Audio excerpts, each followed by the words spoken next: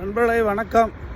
பொதுவாக பார்க்க போனால் நேர்மையற்ற அதிகாரிகளால், நேர்மையற்ற ஊழியர்கள்னா அரசு ஊழியர்கள் மற்றும் எந்த விதமான சேவை செய்யக்கூடிய மனிதர்களால் தனக்கு கிடைக்கின்ற அந்த வருமானத்தை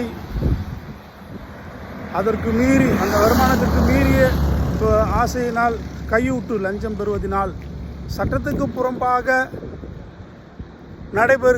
செய்கிற குற்றச் செயல்களுக்கு துணையாக போவதனால் அநேக மரணங்களை இந்த நாட்களில் பார்க்க முடிகிறது. அநேக மரணங்கள் செய்தி காதில் கேட்டு பெரும் துயரை உருவாக்குகிறது. மரணங்கள் பொதுவாக ஒரு மனிதனுக்கு ஒரு திருமண நாள் எப்படி உனக்கு விசேஷித்த நாளாய் காணப்படுகிறதோ, ஒரு மனிதனுடைய ஆரம்பத்தை காட்டிலும் முடிவு பாக்கியமாக இருக்க வேண்டும். அவனுடைய மரண நாளும் எல்லோரும் கூடி வந்து அவனை இறுதி பயணத்தை அருமையாக அனுப்பி வைக்க வேண்டும். ஆனால் இப்படிப்பட்டதான கொத்தான மரணங்கள், போர் பகுதியில் நடைபெறுகிறதான ஒரு நாள் ஏற்படுகிற மரணங்கள் கொத்தாக விழுந்து விடுவார்கள். இராணுவ வீரர்களும் பொதுமக்களும் அவர்களை அந்த அடக்கம் செய்கிற இடங்களில் பெரிய பள்ளங்களை நோண்டி அப்படியே தள்ளி மொத்தமாக அடக்கம் செய்து விடுவார்கள். வேறு கொள்ளை நோய்களினால், வியாதிகளினால் சாகுறவர்களையும் கூட இப்படி தான் அடக்கம் செய்வார்கள்.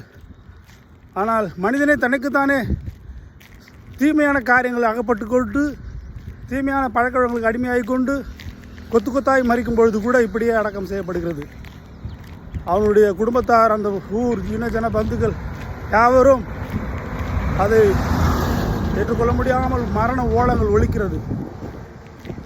ஆரம்பத்தில் பார்க்க போனால் இப்படிப்பட்டதான மரணங்களை நிகழ்வதற்கு தனக்கு கொடுத்த அந்த வேலையை, தனக்கு கொடுக்கிற சம்பளத்திற்கு நேர்மையாக பணி செய்தால், சட்டத்திற்கு புறம்பாக செயல்படும் காரியங்களுக்கு உடந்தையாக இல்லாமல் இருந்தால், இப்படிப்பட்ட மரணங்கள் அதிகாரிகள், பணியாளர்கள், ஊழியர்கள் யாராக இருந்தாலும்,